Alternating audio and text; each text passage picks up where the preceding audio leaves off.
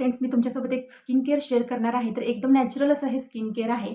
त्याच्यामध्ये कोणतंच केमिकल नाही, मिलावट नाही आणि असं हे नॅचरल स्किन केअर तुमच्या स्किनसाठी एकदम फायद्याचं आहे.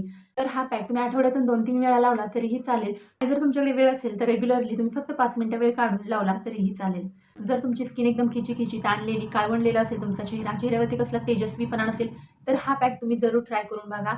एकदम नॅचरल असा आहे आणि त्याचा कोणताही साईड इफेक्ट नाही. असेल तर तुम्ही अंघोळीच्या अगोदर एक 5 मिनिटं वेळ काढून रेग्युलरली जर यूज केला तरीही चालतो, कोणताही साईड इफेक्ट नाही.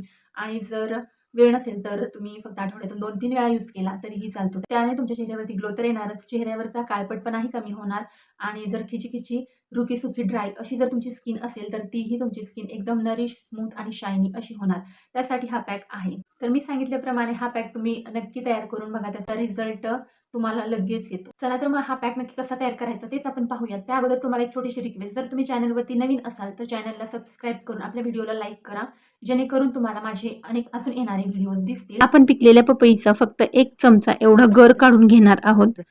तर पपईचा गर काढण्यासाठी ही पपई मिक्सरला फिरवायची काहीच गरज नाही. 1 चमचा या ठिकाणी आपण बेसन पीठ घेतलेला आहे आणि 1 चमचा हनी घेणार आहोत. पपईमध्ये ग्लोईंग प्रॉपर्टी असल्यामुळं पपई खूप फायद्याची ठरते. तर जे काही आपलं पिगमेंटेशन आहे चेहऱ्यावरती, जो काही काळपटपणा आहे, तो बेसन पिठामुळे सगळा निघून जातो आणि पपई आणि हनी हे चेहऱ्यावरती आपल्या काळपटपणा घालवून ग्लो आणण्याचं काम करतात आणि आपल्या चेहऱ्यावरचं pH लेवल मेंटेन ठेवतात. रेग्युलर हा पॅक लावून जर तुम्ही मसाज केला तर ब्लड सर्क्युलेशनही खूप छान राहतं.